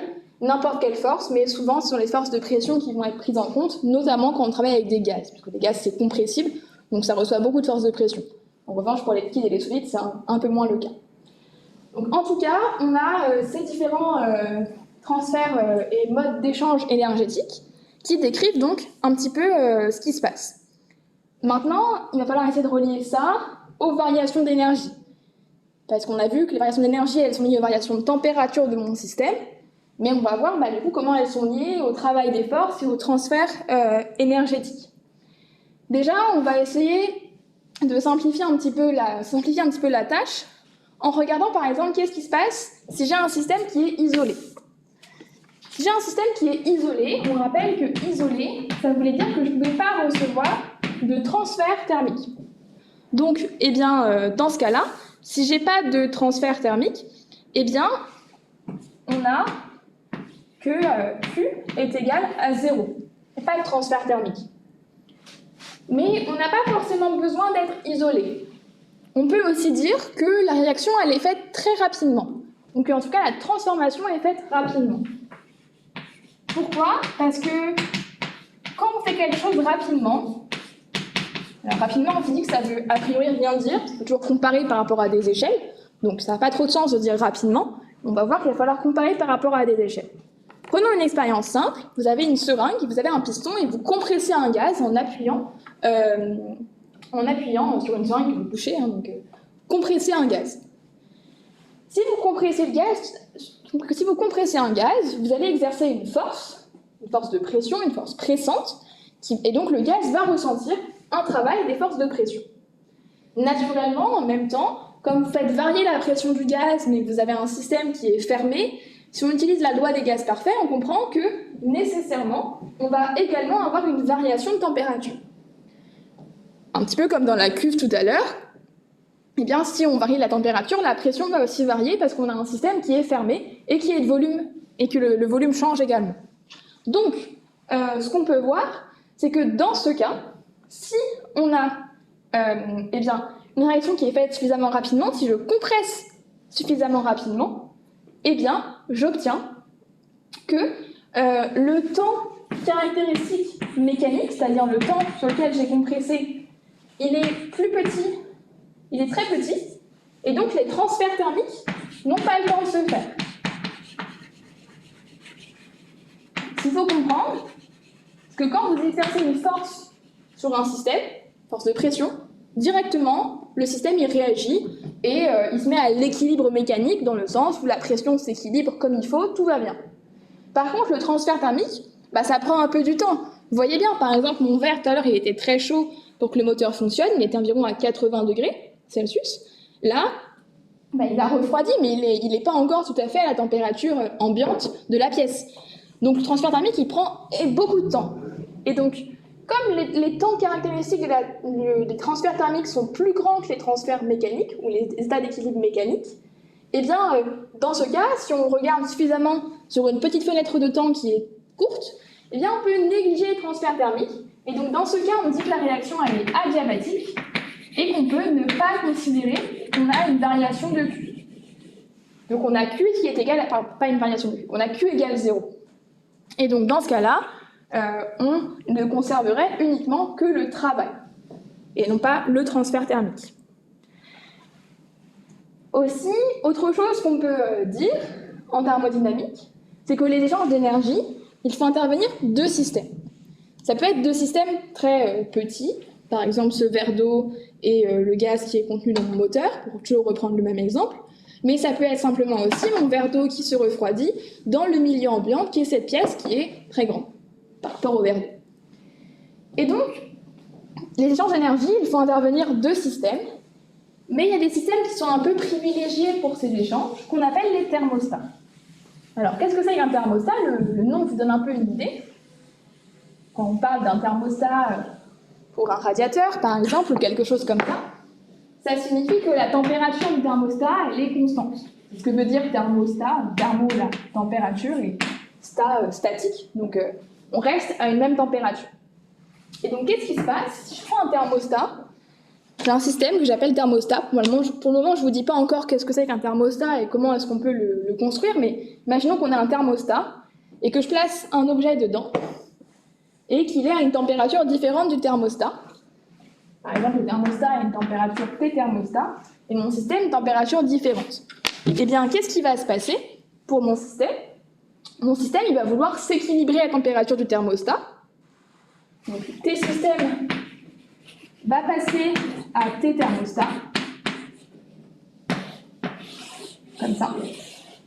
Et T thermostat ne va pas bouger. Ça, c'est un peu contre-intuitif avec notre expérience. Si, par exemple, on a de l'eau chaude et de l'eau froide, et qu'on mélange les deux, qu'il y a un échange thermique entre un système d'eau chaude, je prends un verre d'eau chaude, que je le mets à côté d'un verre d'eau froide, et effectivement, il va avoir une température à la fin qui va être constante, mais ça va être la même pour les deux, et ça va être une moyenne, on va dire, des deux. Ça, on pourra le montrer également en exercice. Là, ici, c'est pas le cas. Quand j'ai un thermostat, comme le système le thermostat il est très grand devant le système que je considère, bien effectivement, normalement la température du volume qu'il y a autour devrait un petit peu chauffer si mon verre est chaud. Quand le verre se refroidit, il devrait y avoir un peu de chaleur qui se dissipe autour ici. Mais comme le thermostat c'est toute la pièce et qu'elle est super grande par rapport à ce verre d'eau, eh bien en fait la variation de température du thermostat elle est très faible et donc on va dire qu'il ne varie pas. En réalité, encore une fois, c'est un modèle, vous l'aurez compris. Et donc, normalement, ça n'existe pas, un vrai thermostat.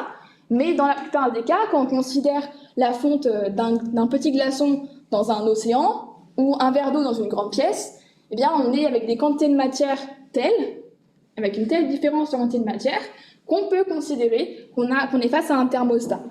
Mais le vrai thermostat, si on devait le définir, là, je vous invite à y réfléchir éventuellement, c'est que un thermostat, il devrait avoir une capacité thermique qui soit infinie. Pourquoi? Parce que ça veut dire que s'il reçoit, on avait vu que la capacité thermique fois la différence de température, c'était égal à la variation d'énergie interne, eh bien, ça veut dire que nous, on a une température qui vaut 0, variation de température qui vaut 0 pour le thermostat, mais que même s'il reçoit de l'énergie, eh bien, sa capacité thermique doit être infinie pour que cette grandeur-là elle puisse être finie. Donc, ce qu'on peut voir, eh bien, c'est que le thermostat, c'est un système idéal et souvent on aura des échanges d'énergie qui se feront avec un thermostat. Maintenant qu'on a introduit vraiment tous les objets de la thermodynamique, que ce soit à la fois l'énergie interne et les transferts énergétiques, on va voir comment est-ce qu'on peut relier proprement les deux, même si on a déjà peut-être une petite intuition du phénomène, mais on va essayer de formaliser ça un peu plus et de comprendre comment est-ce qu'on peut relier les variations d'énergie avec la grandeur qu'on a introduite tout à l'heure, qui était l'énergie interne, et qui était le fondement de la thermodynamique. Donc on va regarder maintenant ce qu'on appelle le premier principe de la thermodynamique. Il s'appelle le premier parce qu'il y en a 3. En réalité, les 2 premiers sont vraiment très importants dans la construction de la thermodynamique. Le deuxième sera vu dans le supérieur et concerne encore une autre fonction d'état. C'est plus l'énergie interne, c'est ce qu'on appelle l'entropie. Et le troisième principe thermodynamique est encore autre chose. Mais aujourd'hui, on va se concentrer sur le premier principe de la thermodynamique. Et ce premier principe, il nous dit quoi? Grossièrement, si je devais le résumer, eh bien, je dirais que c'est juste une conservation de l'énergie. Vous avez vu que pour nombre de systèmes, on a une conservation de l'énergie, notamment parce que l'énergie ne se crée pas. On ne peut pas vraiment créer de l'énergie, on peut convertir de l'énergie, mais donc on a forcément une conservation. Si on regarde l'ensemble d'un système, ben, on doit conserver l'énergie. On ne peut pas la créer, on ne peut pas vraiment la perdre. Alors parfois on dit qu'on la perd, parce que par exemple on a des fuites thermiques, et donc du coup il y a de la chaleur qui se dissipe à l'extérieur quand vous voulez chauffer une pièce. Donc entre guillemets, ça c'est des pertes, ce sont des pertes. Mais en réalité l'énergie elle n'est pas perdue, elle est juste donnée à l'extérieur. Alors pour notre facture énergétique elle est perdue, mais pas pour la physique. Donc en fait le premier principe de la thermodynamique, c'est ça, c'est de dire qu'on a une conservation de l'énergie. Comment est-ce qu'on l'écrit? Eh bien, on dit que la variation de l'énergie, donc à nouveau je l'écris comme un delta, puisque c'est l'énergie finale moins l'énergie initiale, eh bien c'est égal au travail plus au transfert thermique, reçu par le système. Donc là, on l'a écrit pour un système. Là, j'ai écrit la formule. Ça qu'il faut retenir et appliquer en exercice, mais il faut toujours faire attention en physique aux conditions d'application de la formule. Il faut définir le système par rapport auquel on va regarder l'énergie. Et donc il faut qu'on considère un système qui soit fermé, c'est-à-dire qu'on n'a pas de variation quand un système de matière. Donc, avec cette hypothèse, on a le droit d'écrire que la variation d'énergie du système, eh bien, c'est égal au travail et au transfert thermique reçu par le système. Donc, je dis reçu parce que c'est un sens reçu, ça veut dire qu'on va prendre la convention du banquier pour le système, c'est-à-dire qu'on va avoir un plus si le système reçoit effectivement et un moins s'il cède. Cette convention va s'appliquer à la fois à W et à U. Donc, c'est ça le premier principe de la thermodynamique. C'est de dire, eh bien, si mon énergie varie, c'est soit que j'ai donné ou que j'ai reçu de l'énergie, et cette énergie, je la reçois ou je la donne de 2 façons, soit par un transfert thermique, qui est un mode désordonné, soit par un travail d'une force, qui est un mode plutôt ordonné. Alors, vous allez me dire, là, j'ai écrit un E du système. Or, pour le moment, on n'a pas parlé de E, on a parlé de U. Donc, comment est-ce qu'on relie E et U? Ça, c'est une bonne question, puisque c'est pas forcément toujours évident, et parfois, il y a une confusion dessus. On se rappelle que là, E, j'écris une conservation de l'énergie. Je vais écrire la conservation de l'énergie sur tout, sur l'ensemble de mon système. Donc E, en fait, on va l'écrire comme E macro, E macroscopique, plus E micro. Alors E micro, je vais tout de suite changer ça, c'est pas très joli, mais E micro, c'est quoi? C'est U. C'est comme ça qu'on l'a défini. On l'a défini comme étant l'énergie au niveau microscopique, qui est due uniquement au mouvement et aux forces microscopiques, pas au déplacement du verre d'eau, uniquement à ce qui se passe à l'intérieur quand il est statique au repos, macroscopiquement. Mais si je veux considérer l'énergie totale du système, il faut que je somme cette énergie microscopique à l'énergie macroscopique. Notamment parce que je peux étudier un verre d'eau et donc juste vouloir le chauffer, mais je peux aussi, par exemple, regarder ce qui se passe pour une chute d'eau, et donc dans ce cas-là, il peut y avoir l'énergie potentielle de pesanteur, par exemple, qui va jouer un rôle important. Mais ce n'est pas forcément toujours le cas. Parfois, en thermodynamique, on va juste regarder ce qui se passe au niveau microscopique, et donc dans ce cas-là, on pourra dire que E égale U. Mais attention, dans certains cas, eh bien, il y a des forces qui vont jouer un rôle, des forces macroscopiques, donc ça sera uniquement quand il y a un déplacement d'ensemble du système. Principalement, ça sera la pesanteur qui va intervenir, où il faudra rajouter l'énergie potentielle de pesanteur, et éventuellement, si mon système se déplace avec une certaine vitesse, il faudrait aussi rajouter la vitesse la vitesse macroscopique. Donc on a ce phénomène pour l'énergie. Donc si dans le cas particulier où le système est macroscopiquement au repos, parce que microscopiquement il n'est jamais au repos. Macroscopiquement au repos, ça c'est possible, si j'étudie un système qui me semble pour moi immobile dans mon référentiel. Maintenant, microscopiquement, j'aurai toujours de l'agitation et toutes mes molécules, elles vont quand même bouger à l'intérieur et donc j'aurai quand même une évolution. Et donc on peut écrire dans ce cas-là, mais uniquement dans ce cas-là, que la variation d'énergie interne, c'est W plus Q. Et ça, c'est valable uniquement si on considère un système au repos macroscopiquement. Ce qui est intéressant aussi, dans cette formulation du premier principe, c'est que delta E, bien, il dépend uniquement de l'état initial et de l'état final. Donc si je traçais, par exemple, ici, un E qui voudrait dire l'énergie du système, je sais que je suis entre une énergie initiale et une énergie finale, et que c'est ça, cette différence d'énergie qui m'intéresse. Mais comment je passe de l'une à l'autre? Je passe par W plus Q, qui eux sont des grandeurs qui ne sont pas des différences entre un instant initial et un instant final. C'est vraiment W plus Q, il n'y a pas de petit élément ici ou ici. Ce qui montre qu'en fait, pour passer de l'un à l'autre, je peux emprunter plein de chemins possibles. Je peux emprunter en faisant un W1 plus un Q1, et sera égal à delta E. Mais par exemple, je peux aussi faire un trajet, c'est très imagé, pas de trajet comme ça, c'est juste une représentation, mais je peux aussi avoir uniquement, dans le cas par exemple c'est une transformation qui est adiabatique, on a dit j'ai plus Q, je peux uniquement avoir W, qui sera égal à delta E. Je peux aussi imaginer une réaction où j'aurai absolument pas de travail, mais uniquement du transfert thermique. Donc dans ce cas-là, je peux encore avoir un chemin supplémentaire où j'ai uniquement Q. Donc, en tout cas, ce qu'il faut bien penser, c'est que ça, on sait instant initial, instant final, mais ce qui se passe entre-temps, il y a plusieurs façons que ça se passe, et on ne connaît pas vraiment la variation de ces quantités.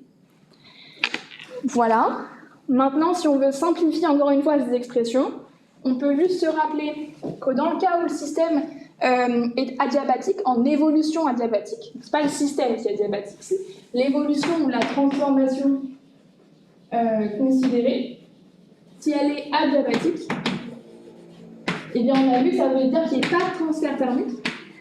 Donc si on n'a pas de transfert thermique, c'est que Q est égal à 0. Et donc le premier principe s'écrit, alors delta E ou delta U, ce qu'on considère, égale W. Et l'autre cas important, c'est quand on est à volume constant,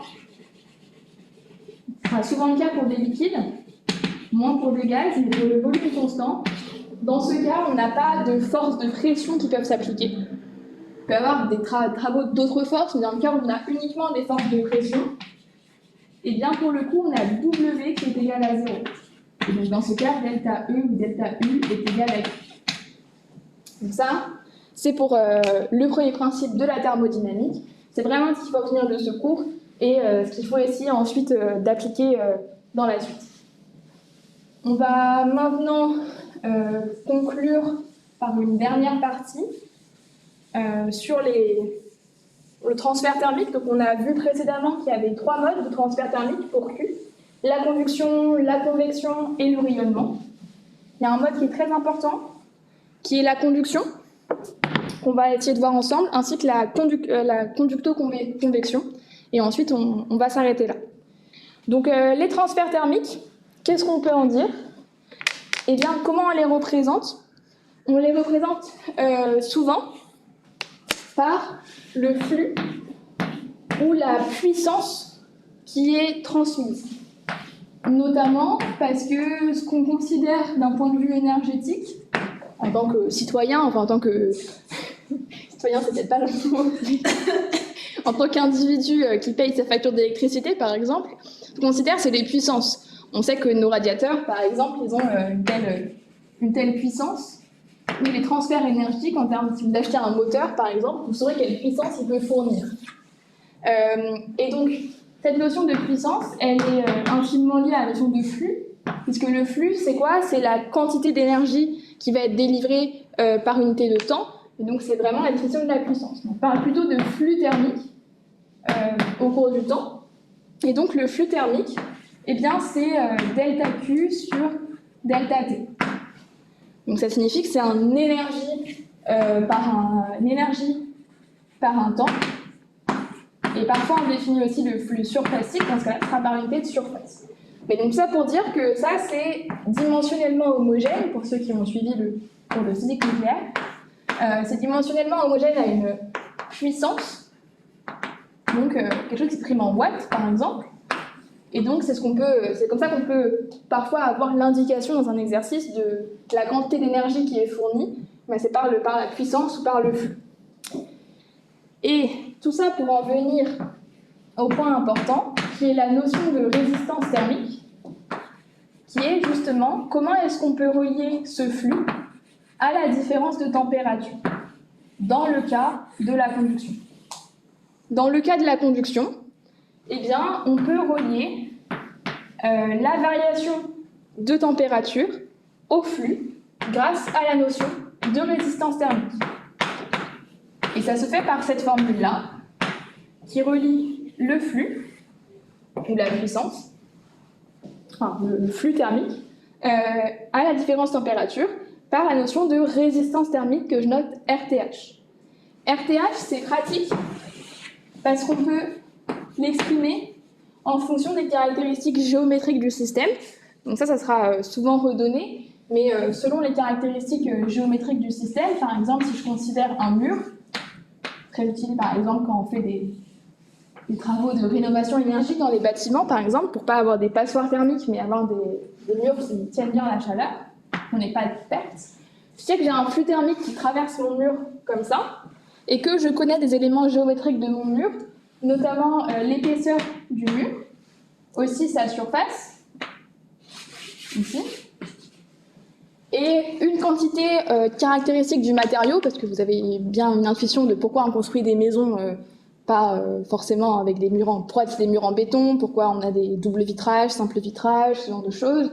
Donc il y a une caractéristique aussi du matériau, on n'aura pas la même résistance thermique si on prend du polystyrène, du béton ou du métal. Et donc on a une résistance thermique qui est liée aussi à ce qu'on appelle la conductivité thermique.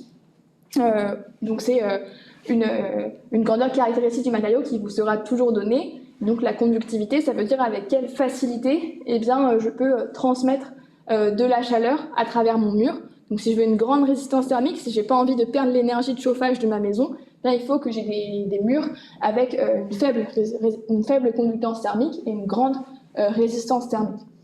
Donc ça pour vous dire qu'on peut être amené à calculer l'expression de la résistance thermique en fonction des paramètres lambda, E et S.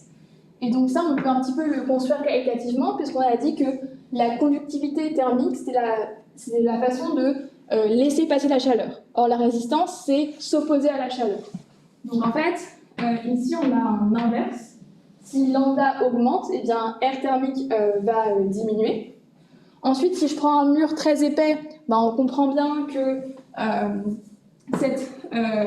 plus le mur est épais, plus la résistance thermique va être grande. Et pour être dimensionnellement homogène, on a aussi la notion de la surface qui intervient ici.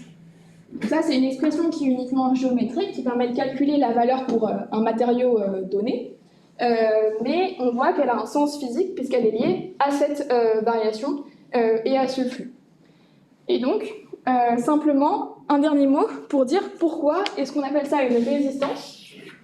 Parce que ça nous rappelle l'électricité, et notamment la loi d'Ohm, que vous aviez vue il y a quelques temps.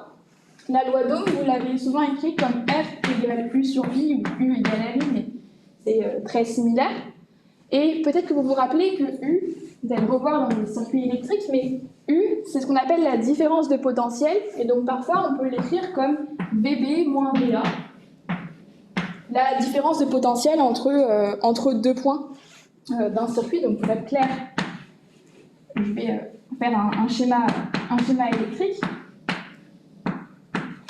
Donc U, c'est on peut l'exprimer comme une différence de potentiel. Donc en l'occurrence là, comme je l'ai défini, c'est plutôt VA moins VB. sur I. Et donc, si je reprends ces deux expressions de la résistance, ben on voit qu'on a aussi une sorte de différence de potentiel, en tout cas une différence entre deux grandeurs, sur une autre grandeur. Et donc, on peut faire pas mal d'analogies entre ces deux types de résistance. Et notamment, cette expression-là, elle a aussi une analogie avec les milieux électriques. OK. Il nous reste un dernier exemple à voir, qui est un mode un petit peu à cheval entre la conduction et la convection, qu'on appelle la conducto-convection, un échange conducto-convectif, qui apparaît aussi souvent dans l'isolation des maisons, puisque en fait, ce qui se passe, c'est pas uniquement qu'on a un contact entre deux solides, mais c'est que de l'autre côté, chaque côté du mur, eh bien, il y a de l'air, et cet air, eh bien, il entraîne aussi une meilleure convection, ou une convection proche du mur, et donc l'échange, il se fait bien sûr par conduction, mais aussi par convection. Donc on a les deux phénomènes qui se superposent. Et pour décrire cela, c'est plus la même loi que tout à l'heure, mais la puissance du fluide vers le solide, donc typiquement de l'air extérieur qui est agité par le vent, par exemple, à la paroi solide, eh bien on peut l'écrire. Alors c'est une loi qu'on dit qui est phénoménologique, pardon. Donc la phénoménologie, ça veut dire que c'est une loi qui est tirée de l'expérience. On n'a pas vraiment de moyen de la démontrer proprement, mais elle marche bien et elle représente bien les données et ce qui se passe globalement à l'échelle macroscopique, même si à l'échelle microscopique, pas forcément toujours très clair. Donc en tout cas, la puissance, eh bien, elle s'écrit comme la température du fluide moins la température du solide, multipliée par la surface de contact, ça c'est assez classique, fois une constante qui caractérise justement l'échange entre le solide et le fluide, selon si le fluide il est très lisse ou par exemple un peu rugueux, si le fluide il est très agité, donc il y aura plus de convection si on a beaucoup de vent ou si on a une éolienne ou quelque chose qui force la convection, ou si on est au contraire sur un vent il n'y a pas de vent, très calme, air très calme, donc dans ce cas-là, H sera plus ou moins grand. Et donc ça, c'est la loi que vous pouvez être amené à utiliser quand on parle d'échange de conducto-convection, donc quand on a une interface solide-fluide. Donc voilà, on a pris un petit peu de temps sur ce chapitre, mais on en a fini avec la thermodynamique. Donc c'est une introduction pour vous présenter notamment les concepts utiles thermodynamiques et le premier principe de la thermodynamique. Mais pour comprendre comment fonctionne par exemple un moteur, il faudra attendre de savoir utiliser le second principe de la thermodynamique. Et donc ça viendra un petit peu plus tard. Mais en tout cas, j'espère que vous avez compris la thermodynamique, même si c'est une discipline qui parfois tous les gens ne l'apprécient pas dans les physiciens, parce qu'elle est un peu compliquée et qu'il y a pas mal de subtilités à comprendre. On a essayé d'en voir quelques-unes aujourd'hui, mais il en reste encore quelques-unes de cachées. Voilà. Si vous avez des questions, on est encore là.